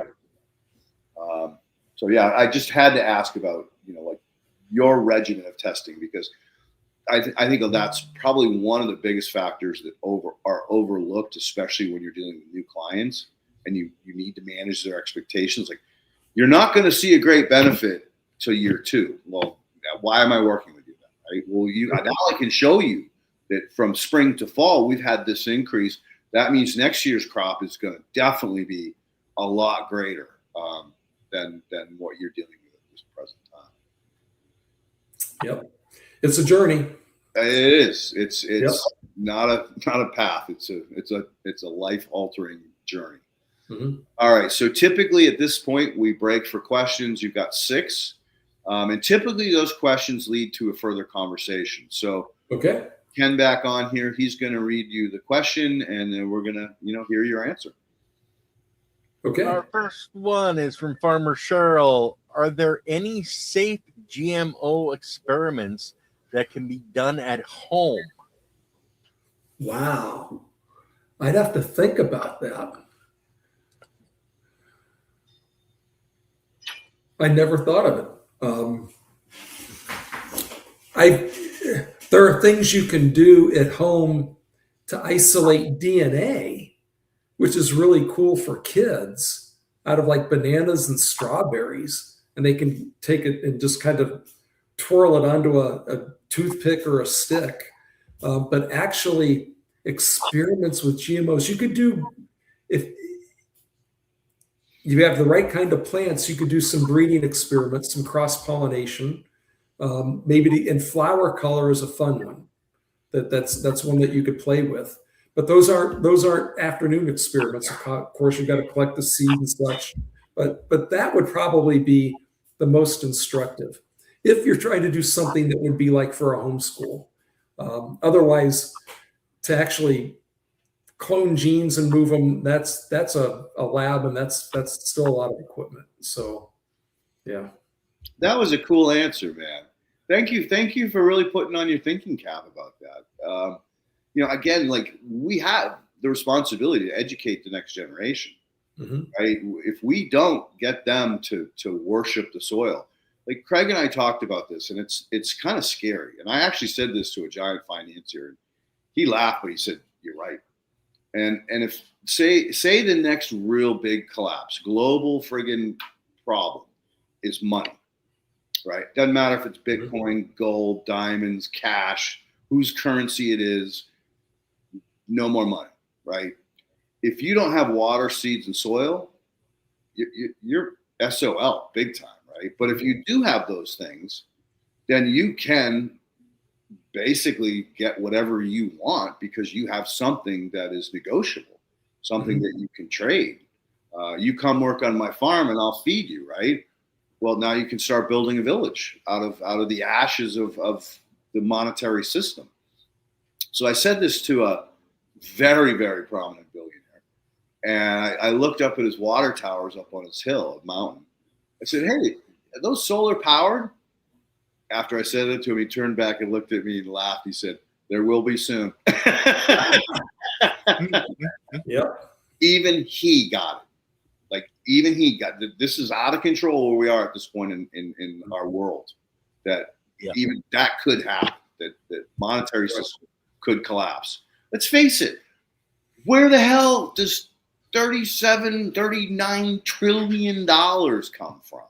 Right? They're printing money for every person born. Sooner or later, that's going to catch up with them. That you just can't just keep printing like this. So anyway, sorry to go on. That's nuts. I know. Ken, reel me back in, please. I was kind of halfway enjoying that rant because it's going to be coming. You look at what China and Russia did, and I think India is involved in the opposite monetary situation from what the U.S. Federal Reserve is, and how they're doing the financing. So it's already starting right now, and it has been for several years. Our financial system is going to change. I don't want to say it's going to collapse, but it's definitely going to change and reset. I think that, a dollar apple that you're going to be buying is going to be down at 10 cents where it should be. And it's going to really wake a lot of people up when that change actually happens. But we'll go to the next question. We'll get off of the money thing. Through microscopy, can we can see horizontal gene transfer naturally taking place? Does GMO ever have unintended horizontal gene transfer taking place? Well, it's certainly possible. So there are different ways that the genes can move if we're talking a GMO plant. So bacteria are different. So I'll put those aside. Bacteria, when stressed, it's the SOS response. They'll take up foreign DNA and such, but we'll park that to the side. So sure, just the same way that there are certain bacteria that can, when they put their genes into a plant, can pull them out. There are viruses that do that. There are some viruses kind of like the human herpes virus, or the ones that cause chicken pox and shingles that integrate into the DNA. Sometimes they come out, they don't come out cleanly, so they can take whatever's next to them. Is this a huge risk? Not really, because where they go, remember, it's one thing if you've got the gene in the leaf or in the fruit, it's got to be in the seed. And it also has to be a gene that the new place that it lands recognizes it as a gene. So a bacteria gene landing in a plant will be junk because it doesn't have the signals around it. It doesn't look like a plant gene. So that was part of the art.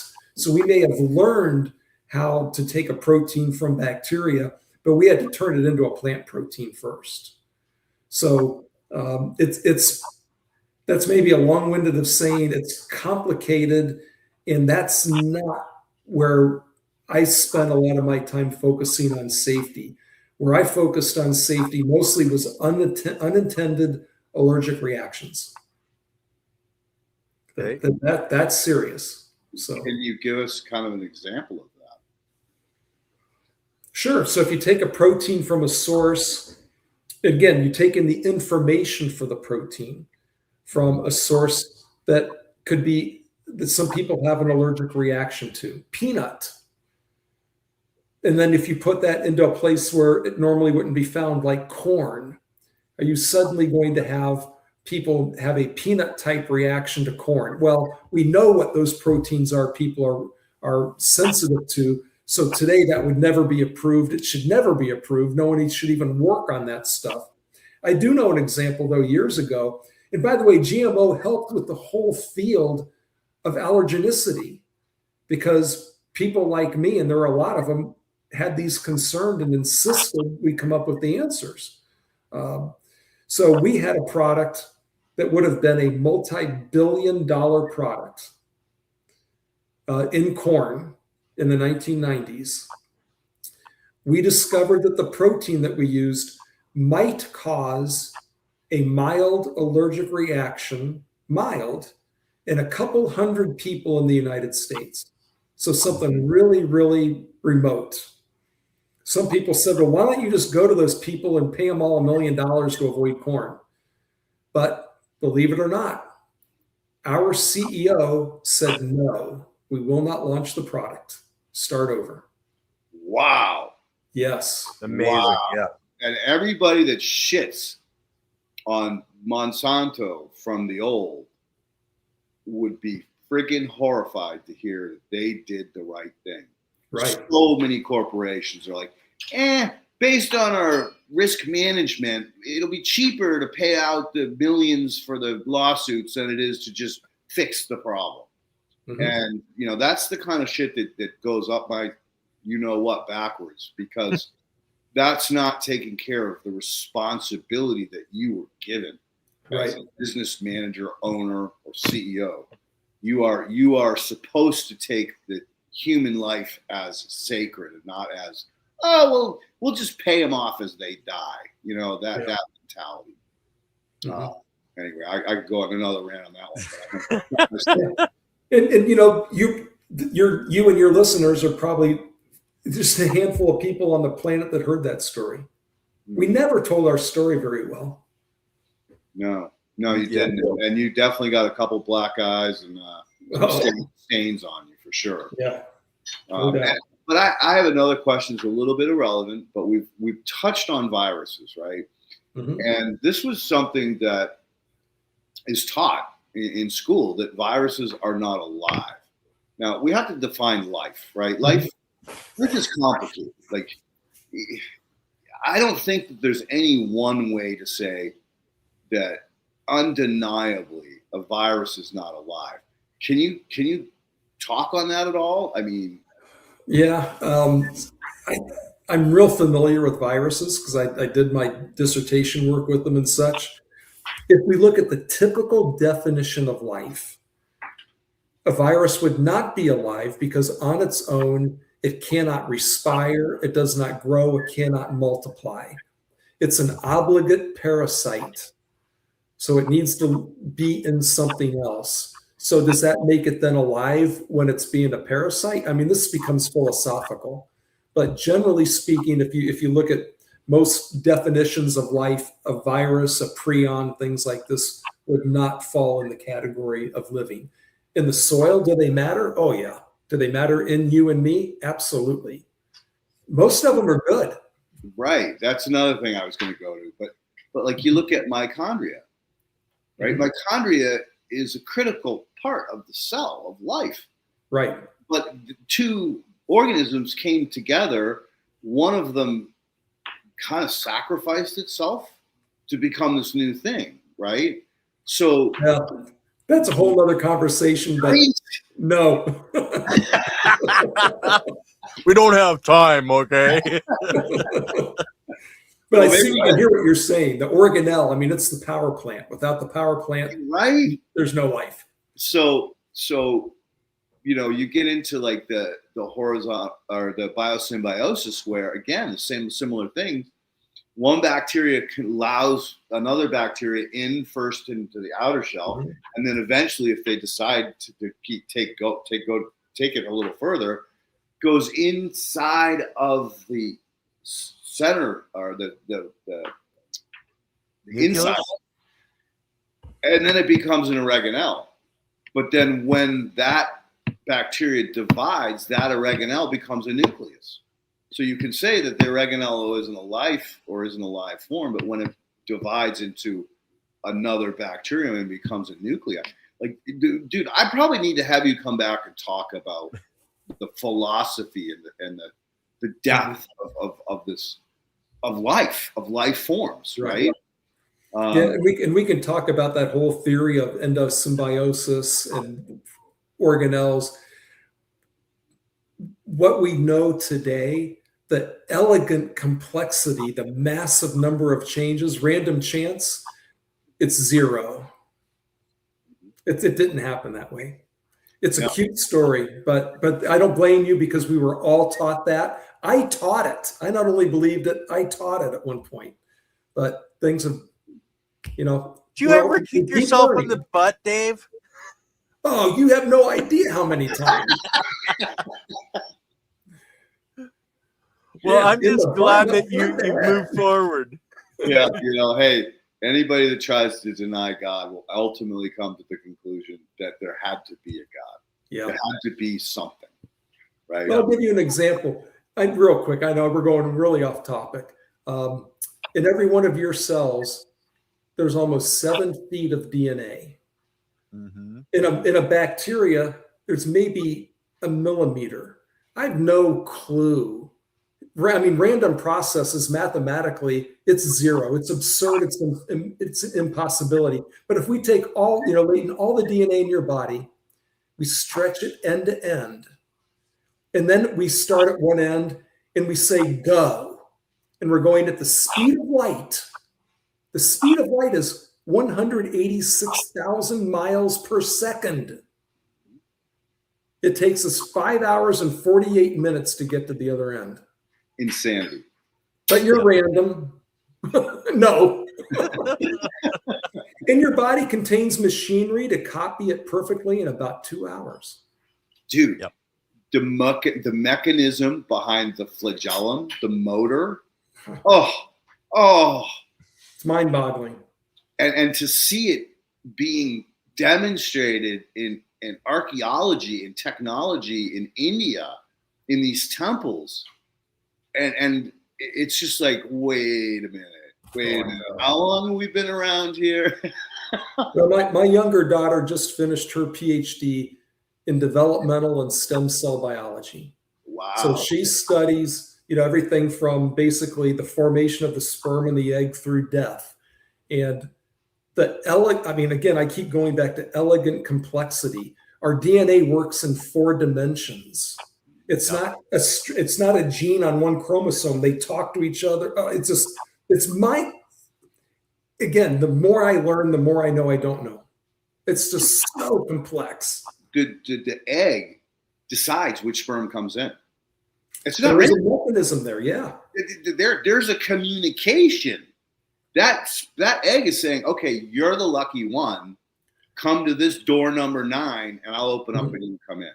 Right. And then to see the flash of light when that sperm is inside that egg, and boom, life starts. The spark of life. Yeah. And the signals that throughout, it's just, there's certain phases in development where if genes don't move, the immune system doesn't develop in the adult. I mean, there's just the intricate dance. It's mind-boggling. Yeah, it is. And congratulations on your daughter and her PhD. Yes. That is some stuff that's going to be super important in the future as we try to figure out how to maintain our life form on this planet that we've done such damage to the ecosystem. But exactly. Save that for another time. And Dave, this is what we're famous for on this platform. Okay. Just left turns, fucking right turns, just out of control, off topic. But that's the fun of it. Like, that's what makes this entertaining as well as educational, is because we do allow ourselves to go there. So keep up the good work, brother. Good. Okay. Yeah, because it all really, when you think about it, it all comes back to the same thing, is improving our species, our life force, etc. Like you guys were talking about the breeding. You look at a queen bee, she mates with 20 some males, she stores all that sperm, and depending on the time of year and what is needed, she produces bees specifically regulated for what's coming in her future. Like going into winter, there's certain males that have the DNA that will survive winter where others don't, and she picks and chooses. It's nature. She's got it figured out. We just have been interfering for so long. We just got to smack ourselves in the head and get on with it. Okay, our next question again from Farmer Cheryl. Are organic foods safe from GMOs? If it's USDA certified organic, it cannot have a product of biotechnology. So, okay. But the plant could have been modified with plant genes. I guarantee it was bred. Yep. But it wasn't what I used to do, which is isolate a gene and intentionally move it in, what they would call GMO, a product of genetic engineering. There's actually, if you think corn, soybeans, maybe wheat, cotton, cucurbits, so cucumber, squash, papaya, those all have versions of genetic modification in them. But most of the foods we eat don't. So if you see something that, GMO-free strawberry, well, that's mislabeled, because no strawberries are GMO. They're all bred, so they've all had their genes rearranged through breeding. But that happens whether we do it or not. Well, would the question be better phrased as, I buy a tomato that's a GMO tomato and I have it beside a plant that's non, can they interbreed and create an anomaly? No, I wouldn't think so. It's just a gene that is going to either segregate into the progeny or not. So the gene is now part of the plant genome, like any other gene. Okay. I hope that answered your question, Gerald. Next one. Does Holganix still smell bad? The smell, even for K and F ferments, can be off-putting. Now, the founder of Holganix nailed it. Holganix, when it's made and when people should use it, is a cross between Sam Adams glazed donuts with a hint of vinegar. It actually smells pretty good. It's sweet. It has that sweet kind of. Yeah. So there's molasses in it and it's earthy. When it goes bad, you will not get your nose next to it. Even if you had COVID, you will not get your nose next to it. Yeah. I know, because I lost my sense of smell for a while. And yeah. You'd be running the other direction as fast as you possibly go. Beyond smelling it, you could actually taste it because it's that bad. And I have guys that will taste it. I never have. Well, I meant it smells so bad that it actually affects your taste. Even that, yeah. Oh, yeah, it's bad. Yep. Yeah. It'll get in your clothes. That's okay. Leighton drinks compost tea, so we're good with it. Yeah, dude, when I first started playing around with fish mulch or fish manure, I'd go to these farms. I'd get this stuff on me, on my skin, and I smelled like crap for 3 or 4 days. It didn't matter what I used to scrub it off. It infuses into your skin. Clothes, you had to throw them away. You couldn't wash them. It was that bad. Yeah. So I know bad smells and things that like literally coat your skin in a way that you can't scrub them off. Oh yeah, it's bad. By the way, if anyone has Holganix and it goes bad, we always replace it fully at our cost. Wow. Cool. No questions asked. Usually it's not our fault. It doesn't matter. I don't want any customer to get, worried that they're going to lose their money because they couldn't use it in time. We just replace it. Damn, you've come a long, long way since I first met you. So congratulations. So glad that you came on the show today. Yeah. Now, do you sell outside of the USA? Canada. Oh, So we have a Canadian label, but because we're living microbes, we would, I think from a regulatory standpoint, if we were to go to Europe, Africa, Asia, wherever, we would need to collect our compost there, use the microbes there, because then we're a soil additive and we're not worried, we don't have any phytosanitary concerns. And, phytosanitary rules are there for a reason. Yeah. So. Well, you guys are one of the first products we brought on that it automatically can come to Canada. So that's wonderful for me up here in the north. Oh, we sell in Canada. Yeah, we have a CFIA label. Yeah. Ken, I mean, think about that. I mean, literally the only company that we've ever had that can actually sell product in Canada, because you guys are a pain in the ass up there. So I don't know what you did to get through their borders, but you must have some really good people working in your firm. It took a couple of years. And a lot of money. Yeah. I love my country, but I'm Albertan now. Okay. I won't go any further than that. So Farmer Cheryl again, looking for good potting soil amendments for green stock vertical growing systems, to grow bags, to clay pots. Would Holganix be a good amendment to add to potting soils? Absolutely. I think any soil that is lacking in diverse microbial life needs it. And you should find a product that adds that to it. So I would add a caveat.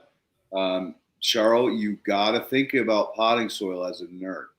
You don't have clay. You don't have sand. You don't have silt. You're restricting the biology dramatically by not having those inputs present for the Pornex or any of the other biologicals to work from. If you don't provide them those base minerals, they're only going to perform at best 25% because that organic matter doesn't have the same mineral.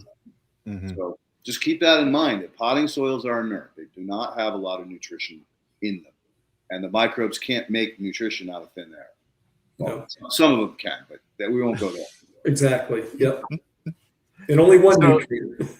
Yep. The final question we have, how you feel about ProMix HP soil, Leighton? Ooh, so I did some work with ProMix through Pit Moss. So I kind of got an inside track on them and what they're doing. I will honestly say they're kind of greenwashing. They say that they have mycorrhizae in it. No, they count on the spores that are floating around in the air as what the spores floating around in the air in the process will colonize their peat moss. So I have a lack of respect for companies that do false advertising. Yeah, it was a big company. Yeah, they do a tremendous amount of peat moss for growers all over the country and probably outside the country at this point. But I'm just not a big fan of people that are playing marketing games. Mycorrhizae was a buzzword. They attached it to their product without inoculating it. I sent some in to see if there were any spores. There were no real viable spores or no what I would consider targeted mycorrhizae for plant production. So I'm sure there were some wild ones. There are wild ones everywhere. So, there's my 2 cents on that one. Okay, now going back to potting soils, I just bought some. I'm going to be starting a research grow myself here. I bought some potting soil. Can I do just a jar test to get an average and then add in, sand, silt, and clay from that knowledge of the base potting soil, Leighton? Well, the potting soil is probably going to have perlite or vermiculite or some kind of what we call aeration component. So there may be a little mineral contact. Typically, those will float or sink, right? But other than that, it's basically going to be peat moss. So again, you're not going to have a high nutritional content, and you're not going to have what I would consider things falling out of suspension anytime quickly. So I would say to you, think about the depth you want your pots to be. Go back to your understanding of the horizontal soil system, and just use the potting soil as your horizon. So you have fast-growing rooting channels for the plant to really expand out quickly, but you're also giving it the sand, silt, clay along with the organic matter. And I would tend to recommend that you use a compost as your organic matter in the A horizon, so you are getting some of the microbial benefits and not just an inert potting soil. Well, actually, I bought just black dirt, the cheapest stuff I could possibly find to start as a base and work up from there. So, yeah, since my basement flooded, it's all put on hold right now anyway. So we'll have to see what happens. But that's it for the questions, guys. Cool. Well, we actually get a break. You just saw Poe jump up on me, Dave. This is right about when their walking time is. So they go for their half-hour walk. Then we come back. We go through feeding time, and so they're waiting for their their time. So they get a little anxious around right around 4:00. But hey, listen, I really want to thank you, Dave, for coming on today. You were an absolute pleasure to talk about. You allowed us to go way off track, which is, in my mind, the fun part of what we get to do. Mm-hmm. I really appreciate the in-depth knowledge and the sharing of deeper understanding of GMO and actually, looking at your company as not this, evil empire. Everything changes, but when you were there, they were not the bad guys. They were trying to do the right thing, which, Mm-hmm. kudos to them. And maybe we can put a little makeup on some of their black eyes. But, thank you for that. And Ken, as always, thank you so much for putting this together and all the behind the scenes work that you do each and every week to put this together, to have this a regular thing. Thank you. Thank you. It was a real pleasure. It really was. Yeah. And we'll have to have you back on in like 6 months or maybe a year, see where you are now and what else is going on. I mean, just the sheer fact that you got 1 million acres under production is fantastic news to me. I'm hearing that more and more now with these microbial companies. Unfortunately, I ask about sales because it's a kind of a metric that people understand. But similarly, to say, hey, we have 1 million acres under production, that's a very valuable metric that lets people understand that, you're not just a joke. You're not some peanut small-time operation. You got it going on. Mm-hmm. So, thank you. Yeah. Thank you, Dave. And maybe we'll have you on sooner than that, and you guys can talk about the other stuff that we didn't get to talk about today. Oh, friggin' motors and bacteria. Oh, God. So many things. Anyway, maybe we should. So keep that in mind. The calendar, you have the calendar. So if you feel inspired, plug yourself in the future, and we'll make it more about philosophy and deeper understanding on some of these cellular interactions and reactions as we're seeing the technology coming out, how to actually visit the inside of a cell and watch the inner workings, which is like, just it's like trying to say, oh yeah, the universe is expanding into nothing. Yeah. Think about that for a minute, right? Yeah. It's kind of hard to wrap your head around. Or the cell an actual fresh universe that's just been created. Yeah, Horton and the Who is real. Mm-hmm. Yep. That's right. Okay, guys, we will see you next week for the Soil Matters. Andy is really sick. We're not sure when we're going to be doing our next show on Wednesday, so stay tuned. Check out the channel, and hopefully he's feeling better soon. But guys, peace out, everybody. Dave, thank you so much again, and we will see you guys all soon.